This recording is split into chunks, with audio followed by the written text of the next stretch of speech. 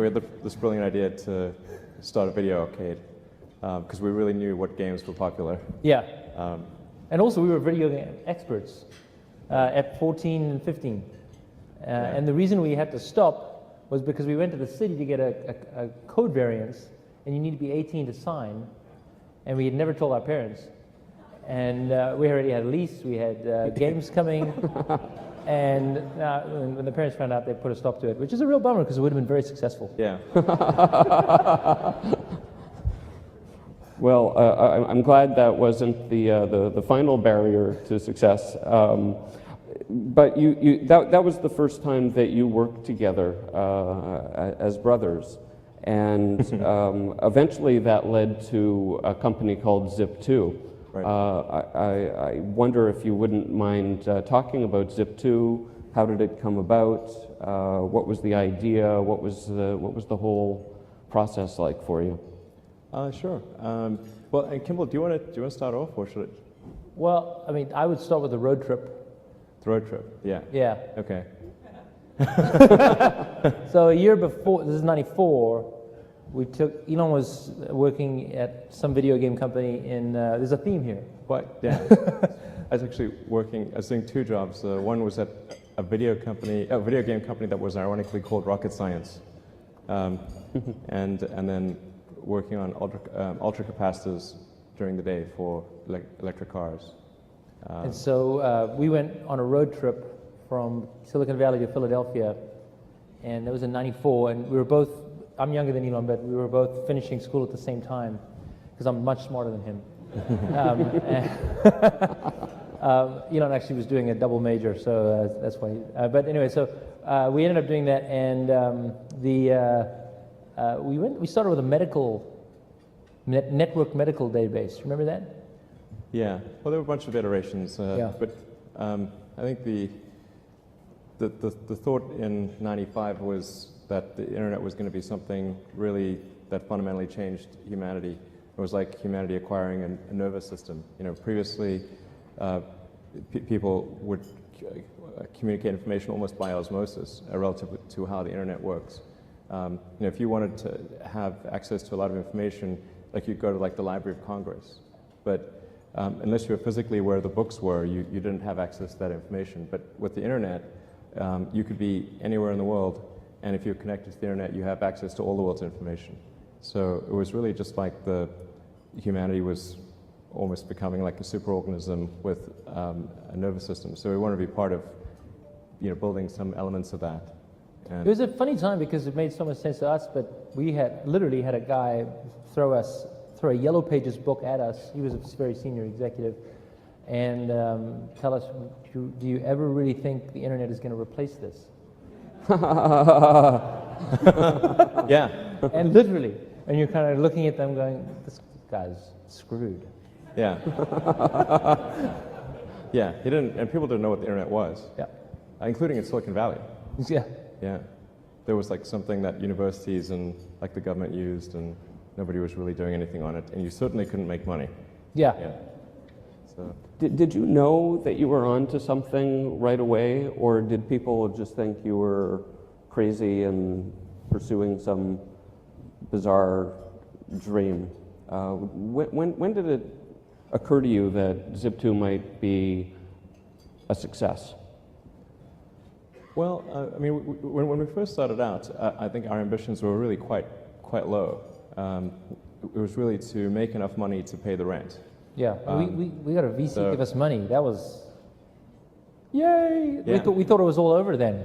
Yeah, it was pretty crazy. I mean, when we started out in '95, we literally, at the beginning, we had one computer, which would be the web server during the day, and then at night, I'd program on it. And we'd sleep in the office. Yeah, we couldn't afford to have an apartment. It was cheaper to rent the office than to rent an apartment, so we just rented the office and slept in the office and showered at the YMCA. Showered at the YMCA. And for me, the worst part was eating at Jack in the Box 3 times a day. Yeah, man, this is like, I'll sleep it's really difficult to get food at Palo Alto after like 10 p.m. It's like Jack in the Box and a few other options. So we rotated through the Jack in the Box menu. I remember the one time I was literally at Jack in the Box. Hopefully you guys aren't, whoever's from the company's not here. And it was one of those like 3 a.m. things, and I took a milkshake, and I was so tired, and there was something in the milkshake, and I literally went like this. Yeah. That's your standards just dropped to nothing.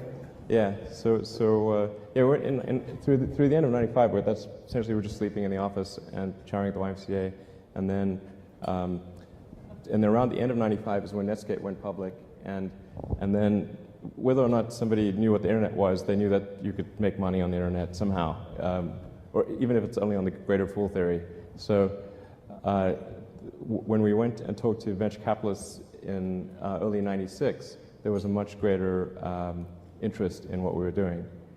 In fact, the round closed in like maybe a week or something. It was crazy. Yeah, we went from sleeping in the office to people throwing, I mean, again, this is a financial crowd, so you guys see these numbers every day, but for us to hear, we'll give you $3 million. Yeah, it sounded extremely, we thought they were crazy. Like, why would they do that? It was literally like, these people are insane. They obviously do not realize we're sleeping in the office. In fact, when they did fund us, they realized that we were illegal immigrants. Well, I mean, yes, we were. I'd say it was a gray area. Yeah, yes, we were. We were illegal immigrants. We were sleeping in the office. We didn't have a car. We had one car, but the wheel kept falling off.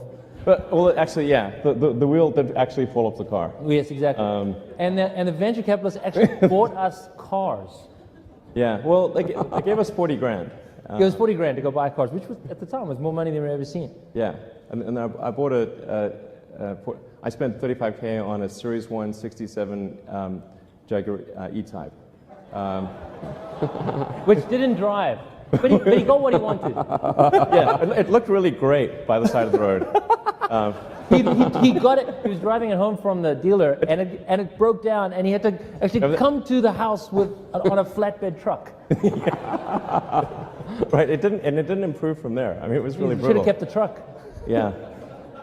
It reminds me in some ways of, eBay went public in 1998, and we had kind of the scrappy startup mentality as well.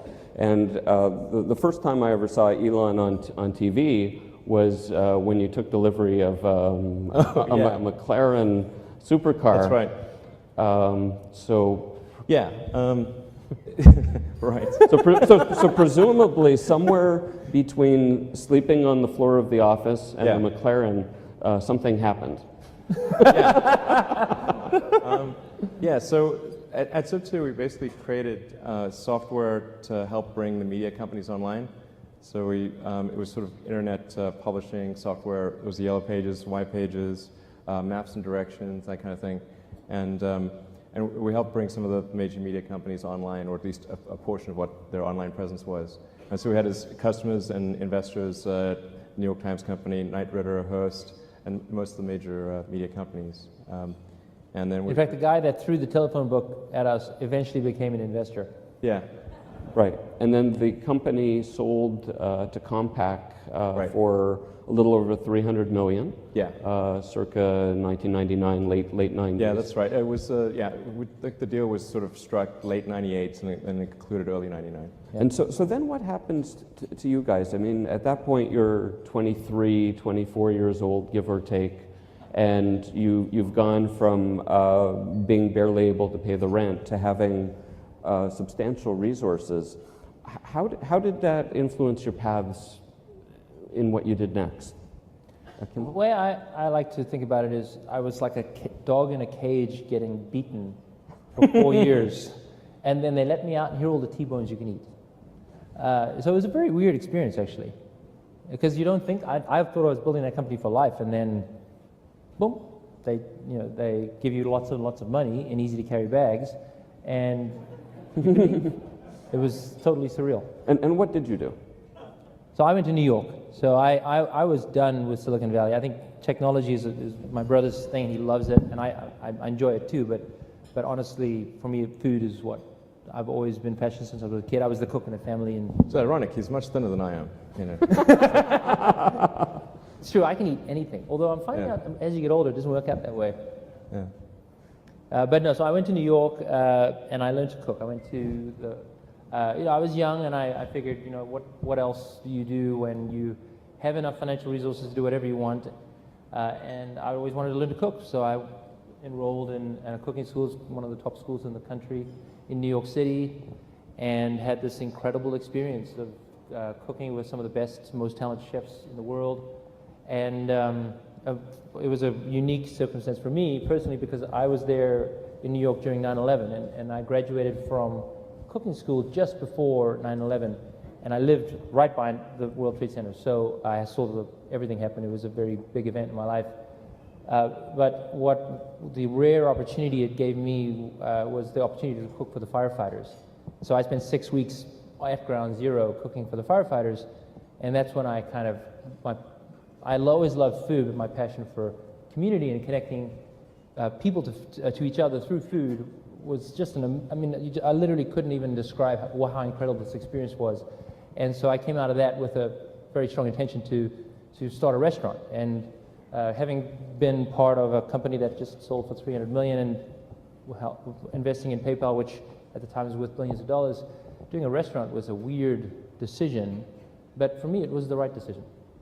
So for you, it unlocked a path to dreams that maybe you had beforehand, or just opportunistically you just said, "This is what I want to do," and you still not only run the restaurant you began, but there's more to it. Yeah. Well, you mean the nonprofit, or do you mean? No, I mean just in terms of there are more than one restaurant. Oh yeah, sure. So turns out I'm actually pretty good at cooking. I didn't really know I was good at cooking, but when I opened the restaurant I had two partners, Hugo and Jen, opened the restaurant. We were supposed to do 60 people a night, and it was just going to be this side project for me because I was still involved in Elon's companies, Tesla and SpaceX. And today we serve 10,000 people a week. And it's just continues to grow.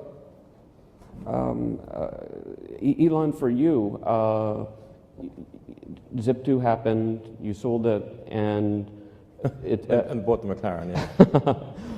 And if I'm not mistaken, you invested most of that money into your next venture, X.com. That's right. Most of the funds went into X.com, which was later renamed PayPal, and that worked out pretty well. It worked out pretty well, but looking back on it, because you put a lot of your eggs in that basket, would you advise entrepreneurs to roll the bones quite the way you did? Yeah, absolutely. I think so. I think it's worth investing your own capital in what you do. I don't believe in the sort of other people's money thing. I think if you're not willing to put your own assets at stake, then you shouldn't ask other people to do that. So eBay comes along, buys PayPal, and then I remember 2003, give or take, meeting Elon at a coffee shop in Palo Alto. This was not long after the PayPal deal had closed. And I said to Elon, "What would you like to do next?" And you had three things to say. Right. Do you remember what they were? Yeah. But yeah, they're basically, space, solar, and electric cars. Space, solar, and electric cars. Yes, 2 points. But yeah. Wait, space, electric cars. What was the middle one? I asked Elon what he wanted to do, and he said he wanted to do something in solar power. He wanted to colonize Mars eventually, but to get there by building a rocket business, a sustainable business, and building electric cars. And let's talk a little bit about Mars. Okay. So where did this come from? When did you have that dream? How did that come to be? I guess when I was in college, I thought about things that would most affect the future of humanity, and there were 3 areas that I thought would have the biggest impact, and those were the internet, sustainable energy, of which solar power is the production side, and electric cars the consumption side, and then humanity becoming a multi-planet species. And I think our future will fundamentally bifurcate to one where we are a space-faring civilization, or one where we are confined to Earth until some eventual extinction event. Although I'm quite optimistic about life on Earth, I should point out. I want to. Sometimes people think that by that I expect some imminent catastrophe, but I think that the probable outcome for civilization on Earth is quite good for a long time. But I still think that we should try to extend life beyond Earth and and the thing to do is to establish a base on Mars, and and try to make that a self-sustaining base as soon as possible. So I don't expect that SpaceX is going to do that sort of single-handedly, but I think we're going to try to advance the technology of space travel to the point where we can at least send some number of people to Mars, which is not currently possible. As I recall, when follow-up question, Jeff. when SpaceX started, I think the first 3 rocket launches weren't successful. Yeah. And the 4th one was. What would have happened if the 4th one hadn't worked? We would have failed. Yeah. But let's talk about one of the failures were spectacular. I would go out to the island, the Kwajalein with Elon, and seeing giant exploding rockets is quite an amazing sight. And I was one of the early investors in SpaceX, and I said, you know what? If all I get to do is to see these rockets explode, well worth every dime I put into this company.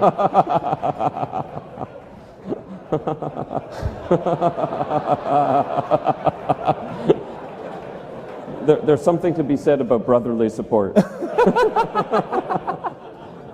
But it was an amazing thing to watch what Elon had built with those rockets on a shoestring in the middle of nowhere, and literally the middle of the Pacific, 2,000 miles from Hawaii. That experience, we'd fly in these what are they called? What are those Hueys? helicopters? Hueys. You're flying the Hueys. You feel like you're right out of Apocalypse Now, flying to Dr. Evil's island. Really amazing. And again, worth every penny, still to this day, I'd say. So I think the failures were actually unbelievably exciting to be part of. Yeah. Yeah. Thank you, Elon. You're welcome. The point being that these ventures now seem to have a wonderful momentum and things are going well, but I remember there was a point in time when each of them had their tipping point and could have gone either way. I wonder if you could talk a little bit about the origins of Tesla. Sure. So with as mentioned, I was quite interested in electric cars from when I was doing my undergrad physics, and in fact, I originally came out to California to do a PhD at Stanford in applied physics and material science to work on ultracapacitors in electric cars. So it was a long-standing interest of mine, and the internet kind of put that on hold for a few years. But then after PayPal, I decided I wanted to get back into electric vehicles and make something happen in that arena, particularly since GM had come out with the EV1, and I thought, okay, well, there's not really a need for a startup company to develop electric cars, because obviously GM is going to create the EV2 and the EV3. That's logical sequence, and we get increasingly get better and better with each iteration, and so not really need for a new company in that arena. But actually what happened was that after California changed the regulations to no longer require electric cars, GM recalled all the EV1s, and then just to make sure that nobody could get them back, they crushed them in a lot somewhere. And in fact, while they were being crushed, the people who'd been the EV1 owners who did not want those cars recalled actually held a candlelit vigil as though somebody was getting executed, basically. And it's like, that just seemed extremely crazy that GM would ignore this, because it's quite rare for people to hold a candlelit vigil about a product. And particularly a GM product. So, so if people are doing that, you should really pay attention. But they wanted to just sort of erase all that, and so I thought, okay, well, we've got to try to create an electric car company. But it wasn't as though in creating these companies that we thought that we would be successful. I thought that the most likely outcome was failure. But it was still worth doing, even though the odds of success were low. In fact, even for SpaceX, originally what I started doing was not creating a rocket company, but actually was going to do a small mission to Mars, which was just a philanthropic mission where you would send a small greenhouse with seeds and dehydrated gel, and it would, upon landing, hydrate the gel, and you'd have this cool picture of green plants on a red background. And the public tends to respond to precedents and superlatives. So this would be the first life on Mars, furthest that life's ever traveled, and you'd have this great money shot of green plants on a red background. So yeah, I thought that would get people's attention. So, but the expectation for that was no return. So I thought we wouldn't get any, we'd just spend the money on that and it wouldn't happen. And it was in the process of trying to do that mission that I concluded that I'd made a mistake with respect to my assumptions about why are there no people on Mars. Because I'd started off thinking that it was because there was a lack of will, and that if you could reignite the will, then it would happen. So my initial thing even with the space side was really to get the public excited and to get people to essentially vote NASA to have a bigger budget. That was my goal initially. But as I tried to do that mission, I was able to compress the costs of the satellite or the spacecraft and the greenhouse and everything and the communication costs, but I wasn't able to compress the rocket costs. And I actually tried, had some adventures along the way trying to get a good deal on rockets. I actually flew to Russia 3 times to try to buy some ICBMs. And I negotiated a deal too, actually. But after the 3rd trip to Russia, which was very, very strange, because I was like there in 2001, 2002, and I thought, well, if we do this, well, it's going to generate a lot of interest, but if there's still a fundamental technology issue with rocket transport, then it's not going to solve the problem.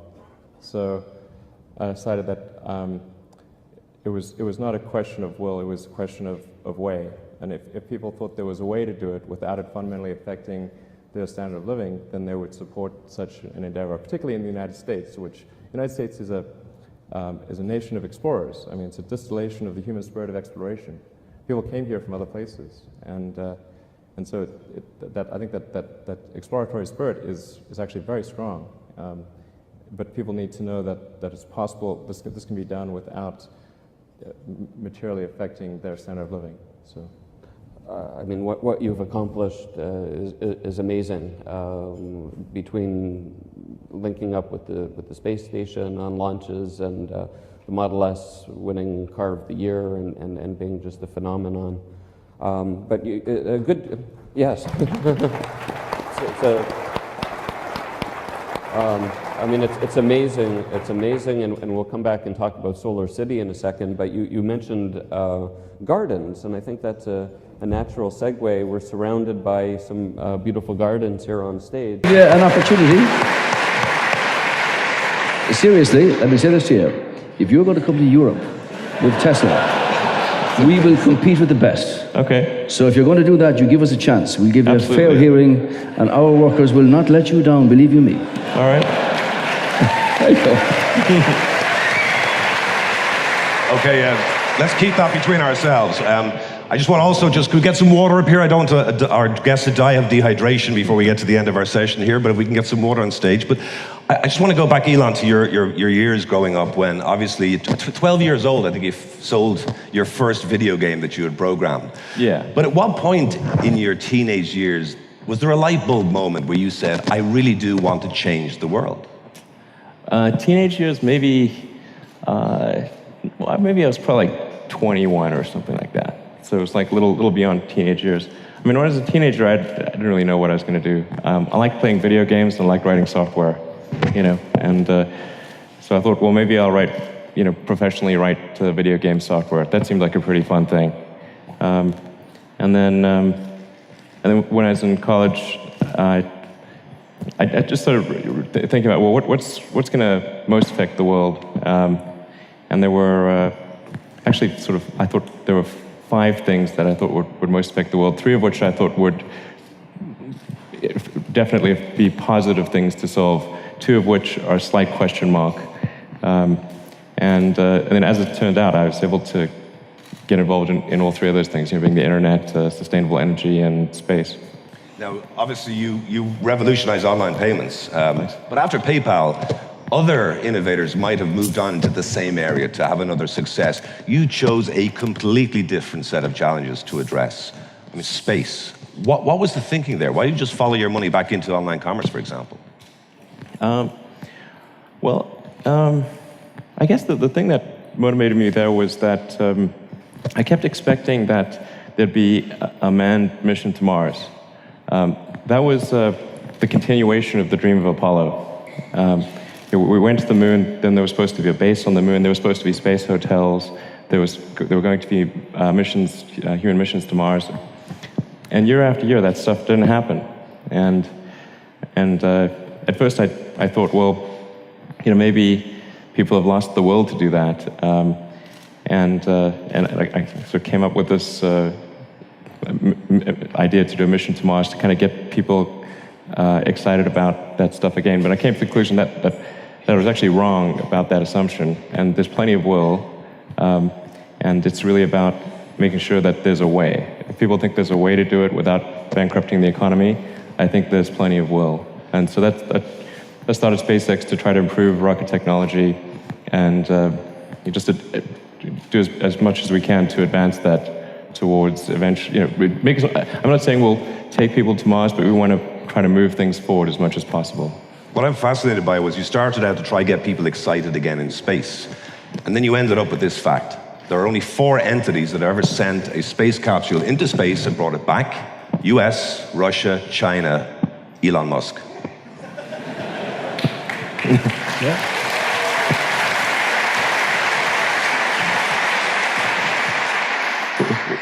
I have a lot of really great people at SpaceX. Yeah, and we've got an awesome team at SpaceX, and actually I think one of the things that isn't recognized is that, there's way too much attention paid to me, and it's really, that's not right. I mean, people want to focus, they want to identify with an individual, and so that sort of naturally is what occurs, but, there's a super talented group of people at SpaceX who make it happen. You've done something remarkable in a couple of years, but can I just take you forward, let's say, 20 years?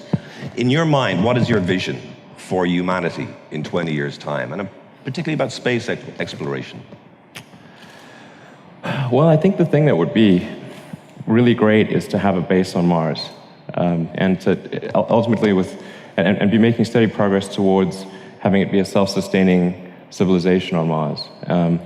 And I think that's the most powerful thing we can do to ensure the long-term survival of civilization.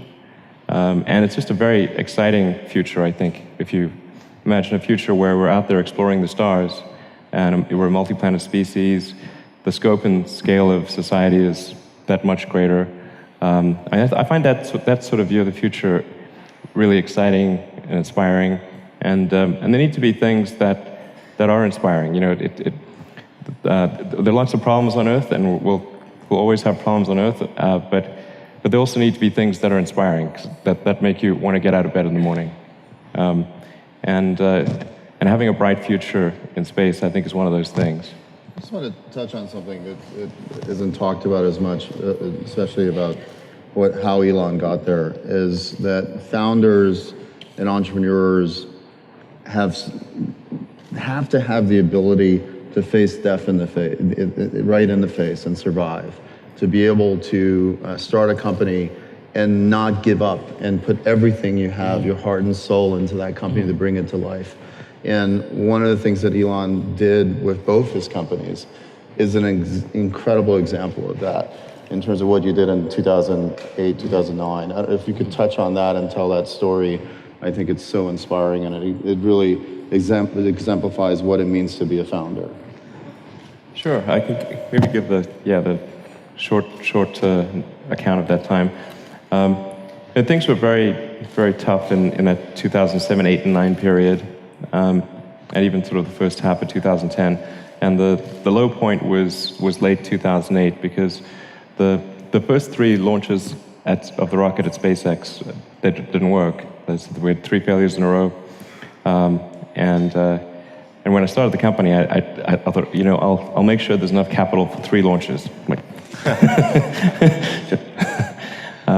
But we managed to just barely scrape together enough to do a 4th launch, and in late 2008, that 4th launch worked, and that was our last chance. But Elon, if that was the last chance, right? The company would have gone to the wall if the 4th. Game over, yeah. So what's going through your mind as you're watching that rocket blasting off for the 4th time? I mean, you know how they say about like a white-knuckled flight. I mean, it was like, yeah. I mean, it was so tense that when it succeeded, I didn't actually feel elation. I just felt like stress relief. That's all. It was. But having, I think this is something about founders, is having success and failure sitting side by side in a moment. Does it not drive you mad? I mean, to have to cope with that level of pressure. Yeah, that was pretty intense. There were some other compounding things, because at Tesla, we were raising around in summer 2008, and then the financial crisis hit, and you had General Motors and Chrysler going bankrupt. So trying to raise money for a startup electric car company, in the face of that, it was like, I mean, people were angry that you even brought up the subject. And so we're only able to raise money from the existing investors, and I put everything I had remaining, and had to borrow money from friends for the Tesla financing round. And it closed on the last hour of the last day that it could close, which was 6 p.m. Christmas Eve, 2008. And we would have gone bankrupt a few days later. And they all think it's an overnight success. I think one of the lessons we can learn from this weekend here, Mark, is exactly what the 2 gentlemen are talking about. And that's to have a culture of not being afraid that something might go wrong, that something might fail. And I think for all the young people in the country who are our future, really, it's from a political perspective, it is to open the doors of opportunity and give them that chance to build their dreams. They won't all work, obviously, but it's to kind of encourage them not to be afraid to follow that, and if it doesn't work, that you start again. We've had the wrong view about that in this country for many years. I think that's something you see in Silicon Valley, that there's no fear of failure. But culturally in this part of the world, true. No? I think there's fear of failure. I certainly have fear of failure, you know. But it didn't stop you. No. But I think it's an inherent thing, though. Like when Irish people have gone away and they've gone all over the world, you know, they might try 3 or 4 ventures before something actually works in the way they want. But in a confined island, the tradition has been, if it goes down, well, that's it's a bad mark against you. That shouldn't be the way. And when I find going through the secondary schools and the colleges of technology and the universities, there's a different attitude, and that's inspired by people like what you do. I'll touch on fear a little bit, because it's one of the things that I've realized is fear is finite, hope is infinite. And I think what's happened in Silicon Valley is that, as Elon said, we are afraid of failure, but it doesn't stop us from trying, because we hold on to the hope that we will finally actually succeed, regardless of the 3 failures that happened in those rocket launches. You were hoping that 4th would work. And I think the mentality has to be that failure is actually an option. It is an option. And in other places, failure is not an option. And that we look up to people who actually fail, but they keep going forward. But it's also to listen to where a new venture might actually be. For hundreds of thousands of years, we measure the volume of timber by measuring the height of the tree and the circumference and calculate the volume. In Cork, Treematics have cracked this 3D version. You can put the entire Mato Grosso on a computer and determine the value and the quantity of and the volume of timber that's there. It's a whole new way of doing things.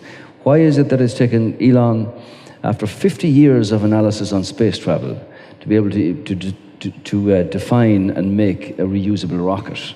We've had, America, NASA, Russia, China, Japan, Europe.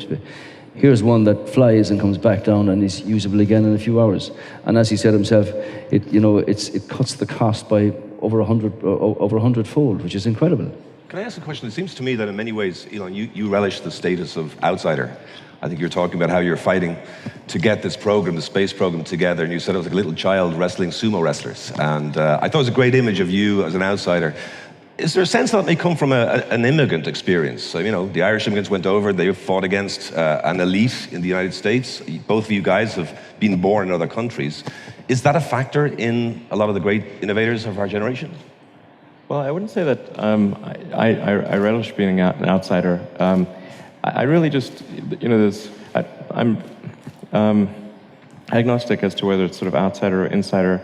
It's just that, in the case of SpaceX and Tesla and SolarCity, we're trying to do something useful, and I'd rather we weren't an outsider, honestly. I think ultimately, in order for SpaceX to be successful, it really has to become part of the system.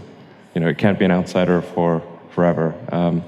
And I think we're gradually getting there for example, NASA is our biggest customer. That's about a quarter of our launches are for NASA. We were launching GPS satellites and other things, weather satellites. And essentially, it's important to do useful things in kind of the Earth orbit arena in order to earn the money necessary to develop interplanetary transport technology. But being an outsider or insider, I wouldn't say is all that important, except to the degree that you don't want to compromise the fundamental goals and values of the organization in order to become an insider. Sure. Do you think there's a sense that there is a sense of celebrating the iconoclast in American innovative culture? What defines a great innovator? What are the qualities you need? The great innovator is not following the crowd, is not following trends. It's thinking ahead of the curve, is having the kind of confidence to believe in your vision and to never give up on that vision.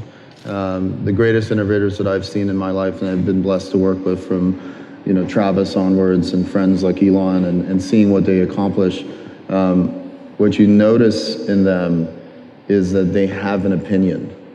They actually have an opinion. They have a vision of their own. They're not influenced by a lot of outside trends. And they're trying to force that vision onto the world and shape the world in a new way.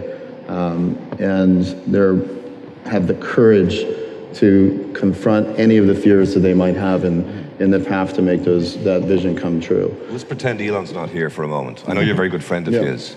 Some people do stand head and shoulders above others. I think it's fair to say it, Elon.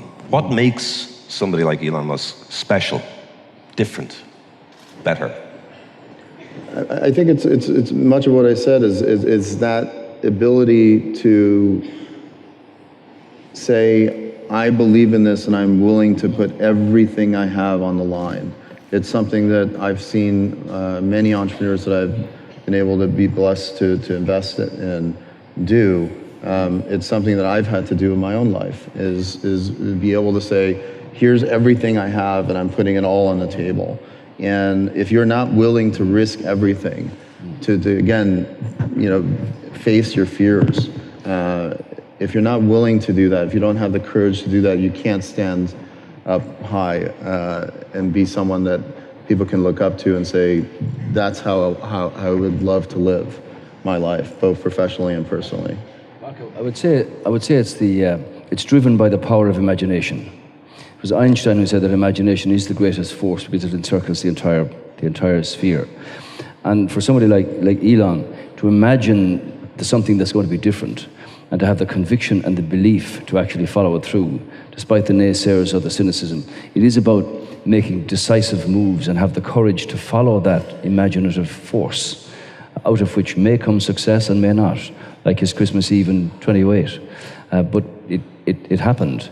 But it's driven by somebody having a view, a thought, an inspiration, an imaginative quality to say, this is what I believe in. And whether it be, Jacques Cousteau to the sea so many years ago on the whole marine business, or the evolution of space travel and where we're going and how to get there, and the impact of that on humankind, it's driven essentially by an imaginative quality. The personality of the person carries that, followed by belief and conviction and really good people to make that become a reality. And Elon, sometimes that puts you against the conventional wisdom. So I'm thinking now, while you were giving us ways to get off Earth and go and colonize other places and planets, you were also trying to make life better here. So the solar energy is a big focus for you, Tesla, obviously. How difficult was it to convince the United States, a public that is in love with the car, and we're talking about the gasoline-powered car, Sure. to embrace the idea of an electric car? Well, it was tricky at first. Essentially, we're going against the preconceived notion of what an electric car was, which was kind of like a golf cart. So people, that was literally their experience with an electric car. So they're used to a car that didn't look good, wasn't fast, couldn't handle well, had low range, a golf cart. And so if that's the framework that people are coming from, then obviously when you say the word electric car, they're not going to have good associations. And so the first order of business for Tesla was to try to create a car that broke the mold, or really fundamentally changed those perceptions. And that's why we did the Tesla Roadster and did an electric sports car. So it had to be, in order to be successful, it had to be something that had some sex appeal, had great acceleration, handling, long range. Those things were really important to fundamentally change the perception. And it still took a long time. But we're able to change people's minds one by one by giving them a test drive. So like, here's the proof is in the pudding. Here's the car. Take it for a ride. And it was very slow going at first. If I had a sort of a dollar for every time someone mentioned Tucker or DeLorean, I would not have needed an IPO. So it was tough going in the beginning there, but I think it was just by making a product, initially just a demonstration article, and then going into limited production with the Roadster, and then going to a much higher level of production with the Model S. I think people's minds have gradually changed, and then this year with some of the toughest critics in the world are reviewing the Model S and saying it's the best car in the world. Consumer Reports gave it the highest rating they've ever given any car, I think this year really has been a turning point. There's still a huge way to go because the number of electric cars going on the road is tiny still. I mean, there's almost 100 million new cars made every year. There's an existing base of about 1.8 billion cars.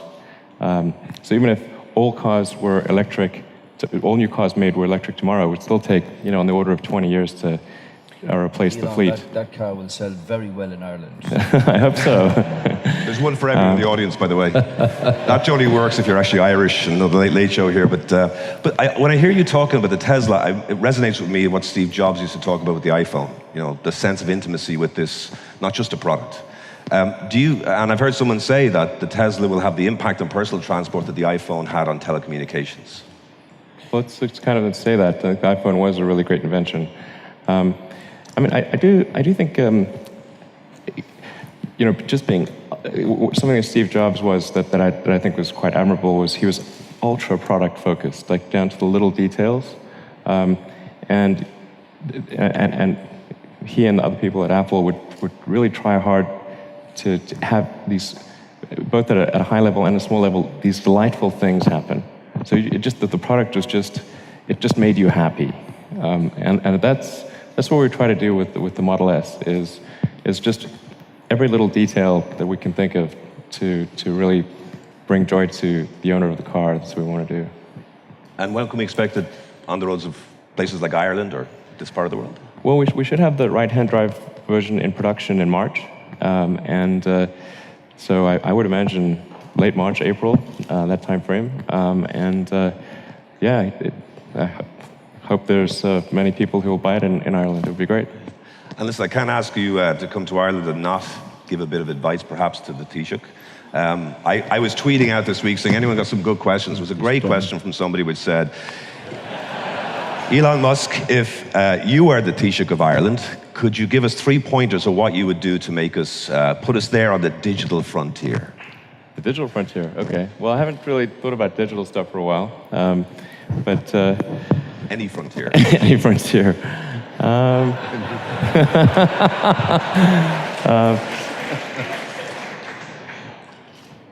Well, I think that the most important thing for creating companies is you need a concentration of talent. It's like creating think of like a world sports team or something. You really want to focus your talent on a particular area, and that's what a company is. It's a group of people that got together to create a product or service.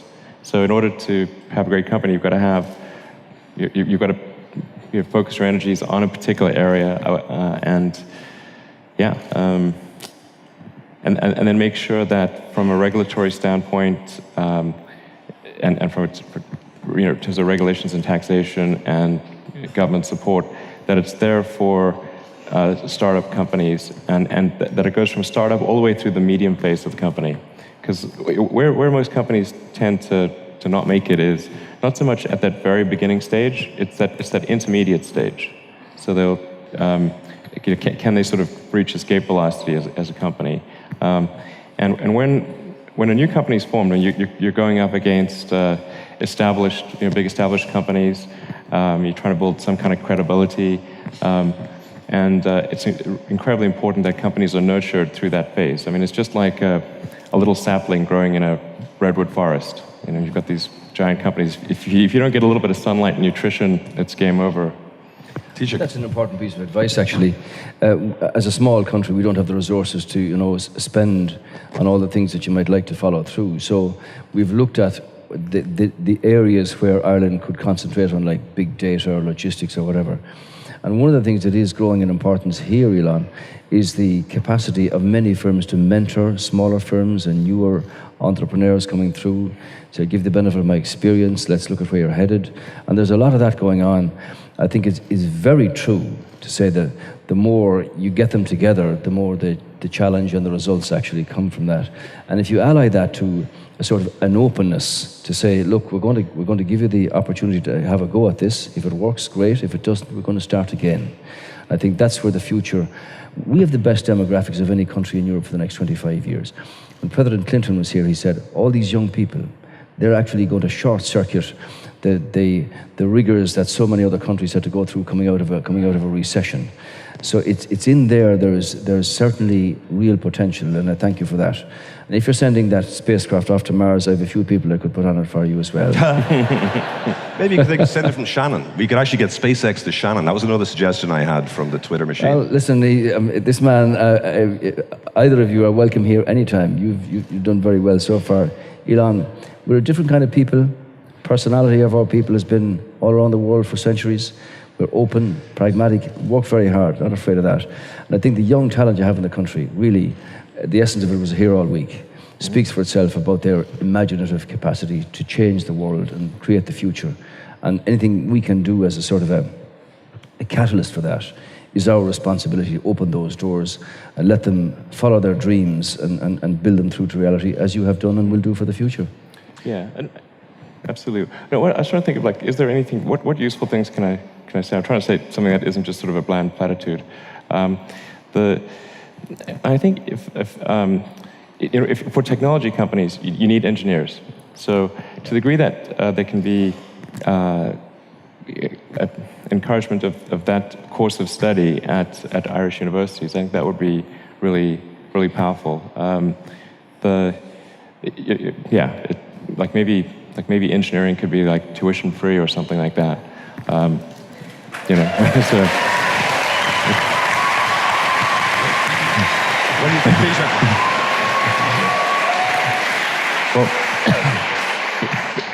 But then tie it to, like, they got to stay in Ireland. They can't just bail.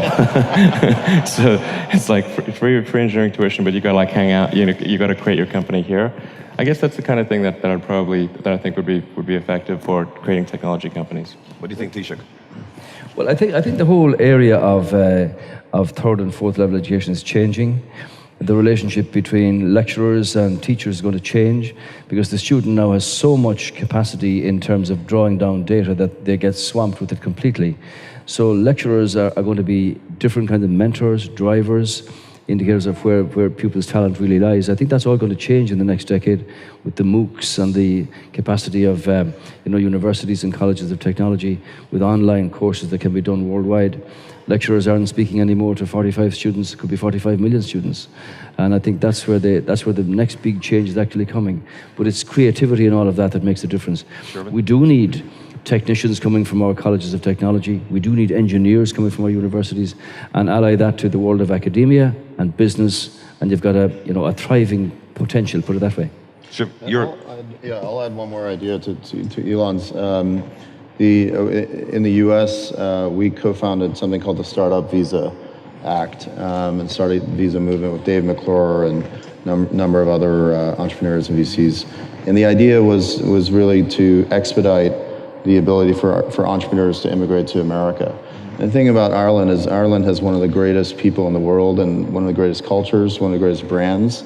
I would do something very similar as well, just do a startup visa here in Ireland, attract entrepreneurs to come here and start their companies in Ireland, so that you're importing talent on top of growing and homegrown. Exactly. Yeah, like the tuition thing, I'd say make it free for anyone that wants to come here from around the world. From all over the world. Yeah, because you need that concentration of technical talent. Yeah, we have relaxed the visa system. We give entrepreneurs who wish to come here, even with a right of residency, if they've got an idea and some capital, to be able to come here and get involved, if you like, in the energy that's coming off all of these creators that are in the country at the moment. I'm sorry to say, Taoiseach, but I'd probably be dragged off stage now because it's gone way over. It's been a remarkable conversation, I have to say. An honor for me. Can I just ask one very final question of each one of you? There's so many people here tonight, but there's also people watching live, laptops and their tablets. And somewhere out there's probably somebody who has a great idea, but is kind of paralyzed by fear. They don't know. They don't want to take that chance. Can you just talk for a moment, Shervin, first of all, what would you say to that young potential entrepreneur who just doesn't know if they can take the risk? It's a great question. We immigrated to the U.S., so we came from nothing really. My father was a taxi driver in D.C. and my mom cleaned hotel rooms, and all we had was the American dream. And I grew up just reading a lot of books and dreaming that I could be something and do something of value. And when I went to Berkeley, I started my first company senior year of college. And one of my mentors taught me that you should always ask, that the answer is always no if you don't ask. And as soon as you start asking, you actually get some yeses. And so I applied that in my very first company. When I first started, I had nothing. I was working at night as a security guard while going to school, had no money. And I read an article about a guy named Jamie Dimon, who's now the head of JP Morgan. And the article said he was fired by Citibank, by Citi, and he was in his office with his secretary and kind of waiting for his next move. And I was 22, 23 years old, and in my mind I was like, oh, he's available. I'm going to call him. And he's one of the most powerful people in banking and finance. And so I call 411, which is directory information, and I say, can I get the number for Jamie Dimon in New York?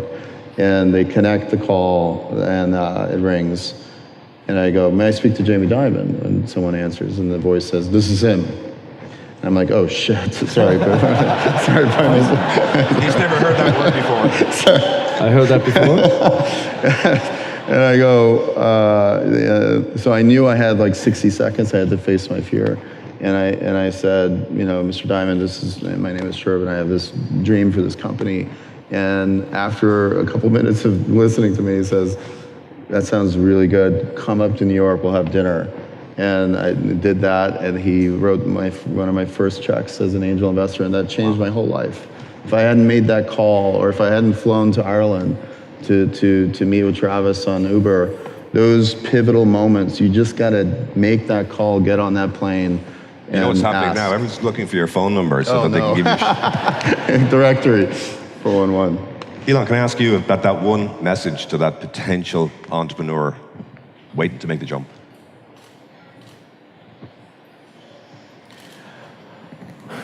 Well, I mean, certainly, I think people should ignore fear if it's irrational, and but even if it's rational and the stake is worth it, it's still worth proceeding. You know, I'll say a few of the things that some people may have heard me say before, which is I think if you're creating a company and doing something new, it's important to reason from first principles, which is kind of a physics framework, rather than reason by analogy. Try to get as much critical feedback as possible from friends, and you have to coax it out of them, because they'll be reluctant to say it because they don't want to hurt you. But they know what's wrong with your product. Just you need to get it out of them. So. Yeah, thanks. I would think if somebody came to me, as they do occasionally, Mark, with ideas, I think I'd make arrangements to protect their patent, because that's always an issue. But I think it's about giving them the confidence and the courage to follow through with it. Because if it's inside you, it's a bit like in my business, politics, if you don't deal with that, you grow into an old person bitter at not having had the courage to go and do it. So if an entrepreneur, an initiator, or somebody with an idea, if they don't follow it, it's always festers inside them, and time passes by and they miss the opportunity. We have no days to waste in life and no time to waste in dealing with the problems that we face.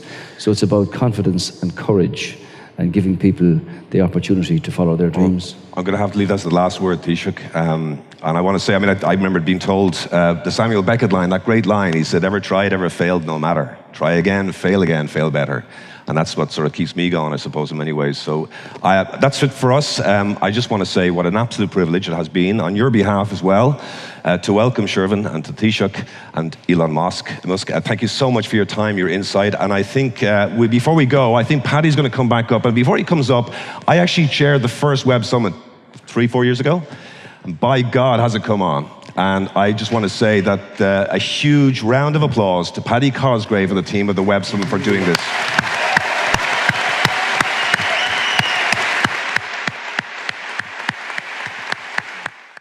And then I think it's also important to reason from first principles rather than by analogy. So the normal way that we conduct our lives is we reason by analogy. We're doing this because it's like something else that was done, or it's like what other people are doing. But first principles is kind of a physics way of looking at the world. And what that really means is you kind of boil things down to the most fundamental truths and say, okay, what are we sure is true, or as sure as possible is true? And then reason up from there. That takes a lot more mental energy. And for batteries, they would say, oh, it's going to cost, historically it's cost $600 per kilowatt hour, and so it's not going to be much better than that in the future. And you say, no, okay, well, what are the batteries made of? So first principles would be to say, okay, what are the material constituents of the batteries? What is the spot market value of the material constituents? So you can say, okay, it's got cobalt, nickel, aluminum, carbon, and some polymers for separation, and a steel can. So break that down on a material basis and say, okay, what if we bought that on the London Metal Exchange, what would each of those things cost? Like, oh, geez, it's like $80 per kilowatt hour. So clearly, you just need to think of clever ways to take those materials and combine them into the shape of a battery cell, and you can have batteries that are much, much cheaper than anyone realizes.